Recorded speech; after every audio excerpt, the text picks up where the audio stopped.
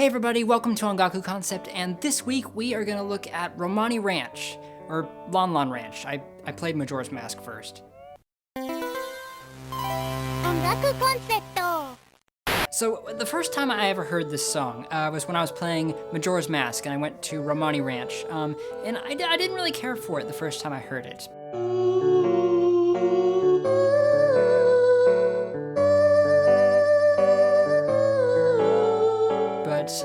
I did the side quest with Romani and the cows, and I grew attached to it. Now this seems like a pretty simple song, but if you study the music theory behind it, there's some really cool stuff going on here, and I'm going to talk about that today. Now it's best that you have an understanding of basic music theory to get the most out of this, but if you don't, that's okay. I'm going to be name dropping a bunch of different topics, some that I've done videos on here before, some that I haven't, that if you're interested, you can go ahead and do some more research on those if you would like.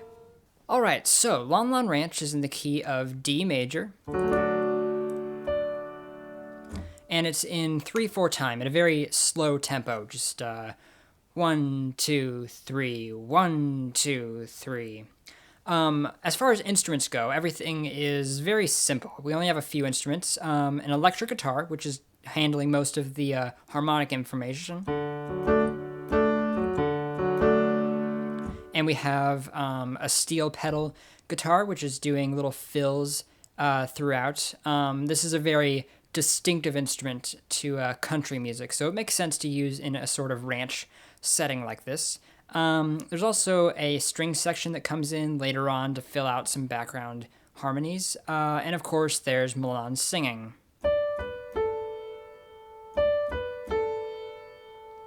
We start, of course, on a D major chord. And then we go to G, and then back to D. This is D is our tonic chord, and G is our subdominant, our 4 chord. Going from the tonic to the subdominant, just alternating between those two, is a very unassuming progression. It's kind of a safe haven from all the adventuring that you've been doing. So we start with our melody. And of course, this is Epona's song, the song that you use to call your horse, the song that Milan's mother wrote.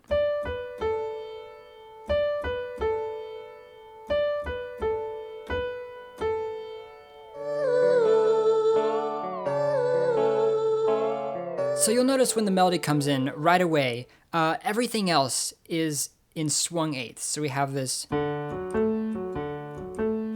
sort of swinging, bouncing rhythm that's very common in jazz and blues music. However, the melody is sung in straight eighths. So instead of like, we get straight. This juxtaposition of straight and swung eighths within the same section is not especially common. And I'm not sure what the reason is for this. It could be that Kondo originally wrote this motif to be straight eighths, and when he wrote this song, he didn't want to change that, so he just kept it straight. It is a really interesting idea, though. I can only think of one song off the top of my head that's done it, which is like this random trumpet solo in the opening theme to the K-On! Movie. So we just have everything in the background played in swung eighths, with Milan singing in straight eighths, because she doesn't swing that way. But we have this idea. And of course, this fits perfectly over our tonic chord. Next, we get this. Now, this is a very tense chord. Now, this is an A augmented over C sharp. We have our A here, our C sharp here. That's our third. And we have a raised fifth. So instead of a normal A chord, we have the fifth raised. And that makes this chord augmented. Technically, C sharp augmented has the exact same notes as A augmented, but I'm calling it A augmented over C sharp because it's functioning as a dominant chord. It's functioning as our 5 chord. Normally the dominant chord would resolve back to the tonic, which is D, and we do get that.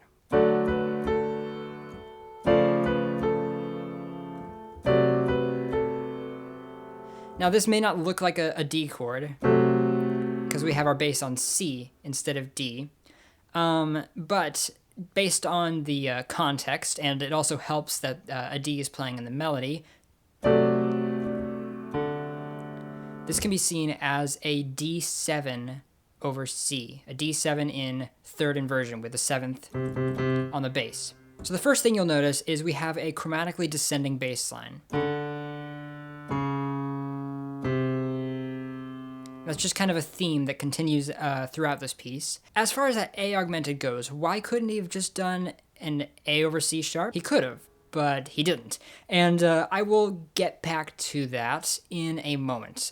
So normally you'd expect this dominant chord to resolve to D.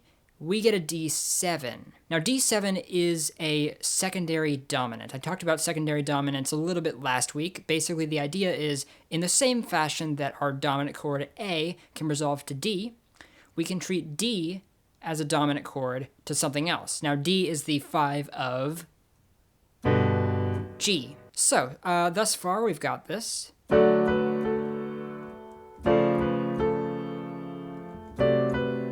We can expect that our D7 over C will resolve to G, because D7 is the 5 of G. It's the 5 of 4. Now, at this point, we have finished our motif, our Epona's song, and from here we have some new melodic information. Now, again, this G over B chord here, we have it in first inversion, so we have the 3rd B on the bass, and this continues our chromatically descending bass line. So as you might suspect, our next chord begins with the bass on B flat. So we get this.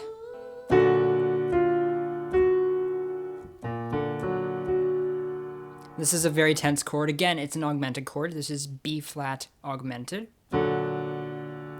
And there's a reason why this is used. Okay, so B flat is it is outside of the key, of course. This is the chromatic submediant. It's the flat 6 chord of the key. You could just use a B flat major chord, and that's what most people would use. But there's a reason he uses augmented, which you'll see here in a second. So we have our B flat augmented chord. This functions as a predominant. So normally you would go from your B flat to maybe an A7 back to D or something like that, right? In the same way that G is a predominant, B flat or B flat augmented also works as a predominant. But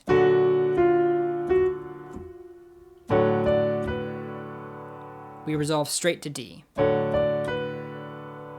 Now, an interesting thing to note here is that the only difference between B flat augmented and D major is that one note. Because you can see my hands are staying on D and F sharp. B flat, D, F sharp. And I just drop the B flat down to an A. So we get this D major chord in second inversion. So we have our 5th in the bass. And again, we get our chromatic bass line. The reason augmented is chosen here, aside from the fact that it works with the melody, with F sharp in the melody, is to get a very smooth resolution from this big tense chord down to this more pleasing tonic. You might have noticed in the melody we have this F sharp, F natural, F sharp. Why F natural? F natural is not in the key. I mean, here's our D scale. It has an F sharp in it, right? Not an F natural. Where did that come from?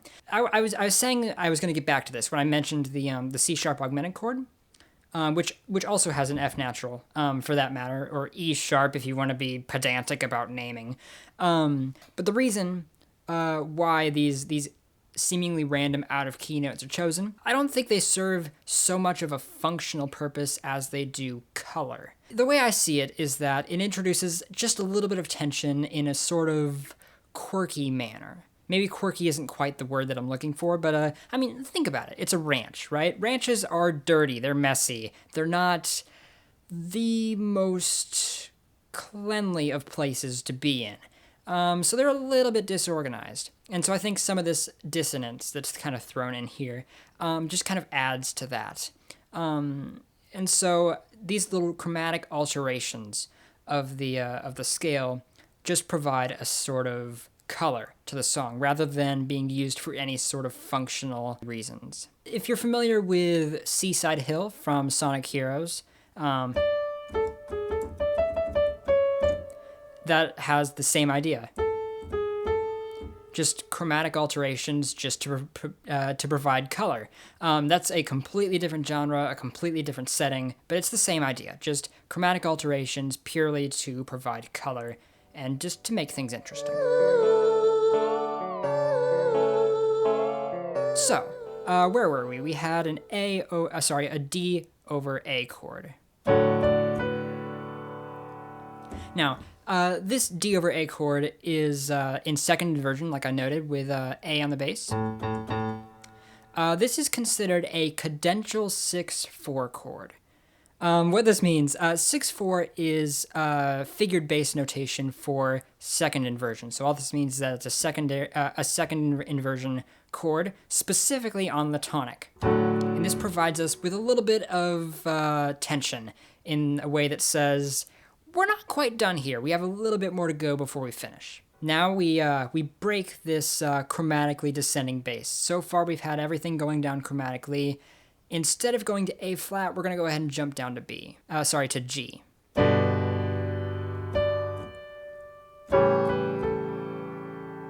So we get our G chord, this is our subdominant,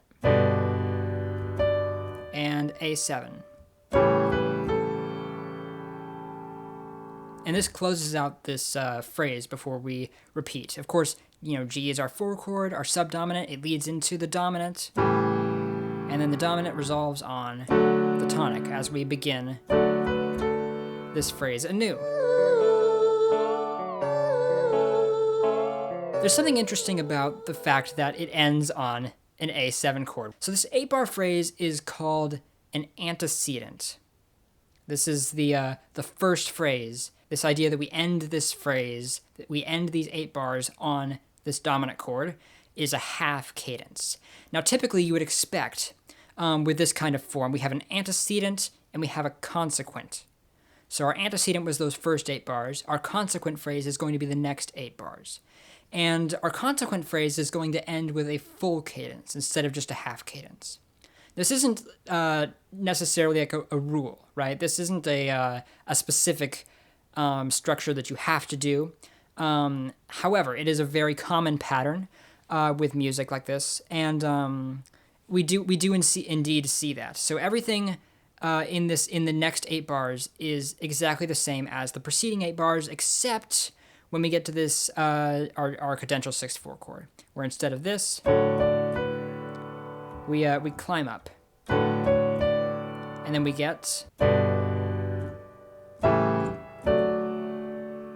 have our 4, 5, 1, and our 8 bars closes out on the tonic. This is a full cadence here.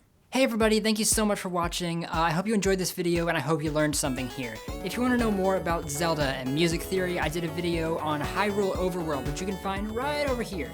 And if you're interested at all in what kind of ocarina that Link plays, I did a bit of research on that and you can find my findings over here. Thanks again for watching, and I'll see you guys next week.